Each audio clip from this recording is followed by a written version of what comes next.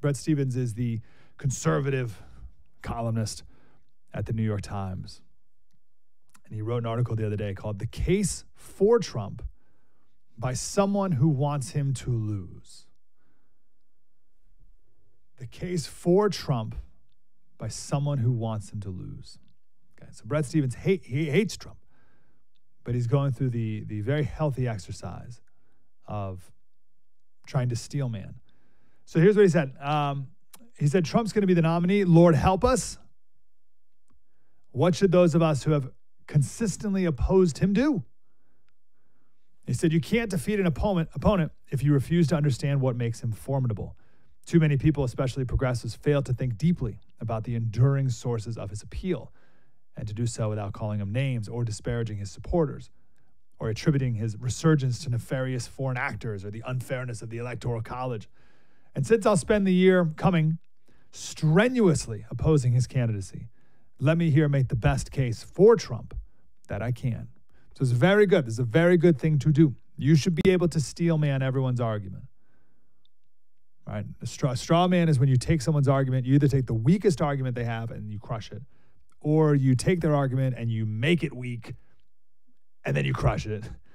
That's what everyone does all the time. Everyone straw mans all the time. What you need to do is you need to be able to steel man an argument. You need to be able to take someone's argument, make it better than they make it. You take someone's argument and say, okay, so what you're saying is, and then you re-articulate it to the point where they say, yeah, that's actually perfect. Yeah, that's exactly what I'm saying. Wow, that's actually better than I could say it myself. Yeah, that's what I said. Then you crush their argument. But only after you've built it up better than they made it themselves. And if you can do that, you're unstoppable. I mentioned, I think I said the other day, we were reading The Atlantic or something. The Atlantic was talking about why Trump's the worst, and their arguments were awful. I said, guys, I could write a better argument as to why Trump shouldn't be president than these people. These midwits, they're not even good at attacking Trump. They hate him so much, they're not even good at that. And on the other side, we should be able to make arguments as to why Biden's the best person for the job. If you were tasked with that mission, you have to write an editorial or make 5 arguments or whatever as to why Biden's the best person to be president. We should all be able to do that. You should be able to do that to the point where the Biden supporter says, yes, wow, that's actually a really good point. That's great. Yeah, you're right. Then you crush it. But you got to be able to do that. So Brett Stevens, I think, is doing an honest to goodness attempt at that. So we'll give him credit there. All right, here's the part I want to talk about. Begin with fundamentals. Trump got 3 big things right, or at least more right than wrong. Arguably, the single most important geopolitical fact of the century is the mass migration of people from south to north and east to west, causing tectonic demographic, cultural, economic, and ultimately political shifts. Trump understood this from the start of his presidential candidacy in 2015. The same year, Europe was overwhelmed by a largely uncontrolled migration from the Middle East and Africa. As he said, a nation without borders is not a nation at all. We must have a wall. The rule of law matters. Brett Stevens went on to say that many on the left don't even think unchecked migration is a bad thing at all. They don't even see it as a problem. Some of them see it as an opportunity to demonstrate their humanitarianism. So these are people who don't think that, it's like, oh, I think open borders is great. It's their opportunity to demonstrate their humanitarianism. Others look at it as an inexhaustible source of cheap labor. They also have the habit of denouncing those who disagree with them as racists.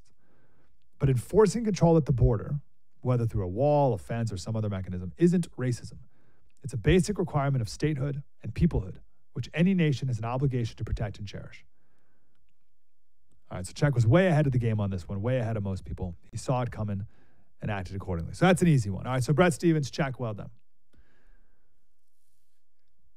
Agree with that. Steel man that very well. Good job, Brett.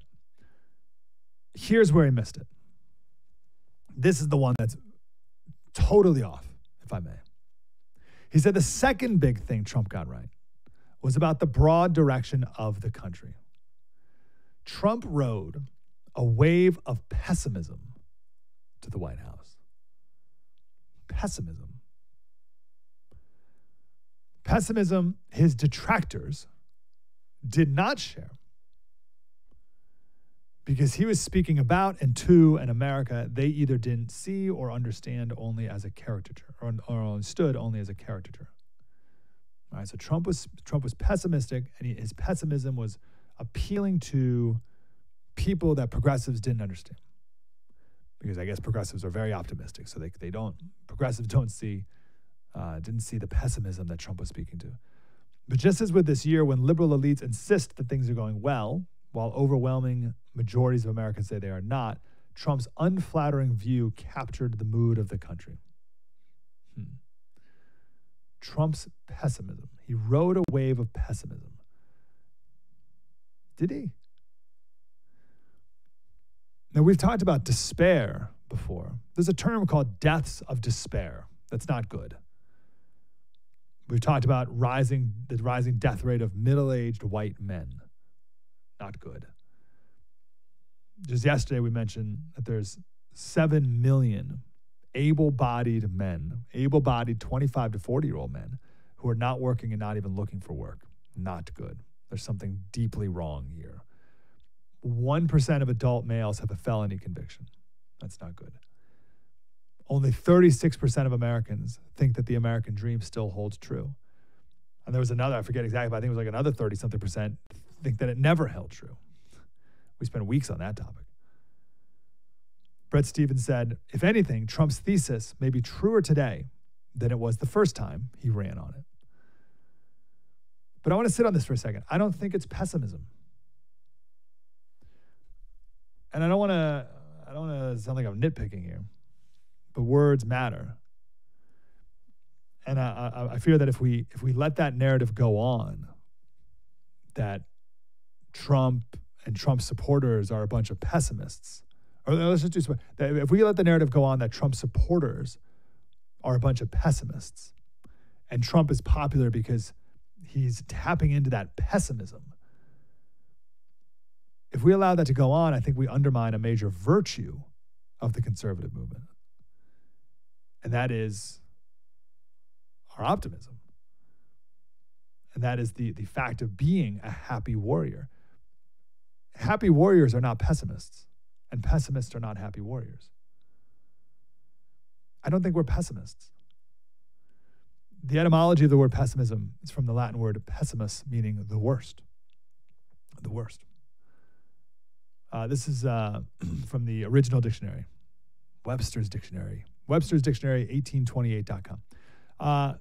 Worst condition possible, point of great deterioration.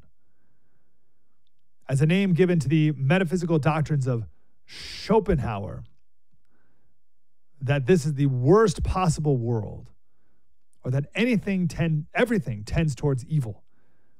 Tendency to exaggerate in thoughts the evils of life, or to look only on the dark side. All right, so who's this Schopenhauer guy? So Schopenhauer is a German philosophy. His philosophy was called philosophical pessimism, which says that life is not worth living. Life is so bad, life is so awful, it's not worth living. And they don't advocate for suicide, but they do advocate that you shouldn't have more kids. And this philosophical pessimist worldview believes that the bad prevails over good, and that life is more misery than pleasure, and not being is better than being. It's called philosophical pessimism. We don't need to go any deeper into it now, but just know that that's it. That is not the conservative's nature.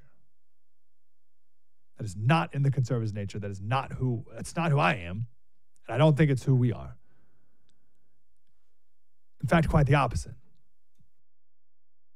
The conservative wants to conserve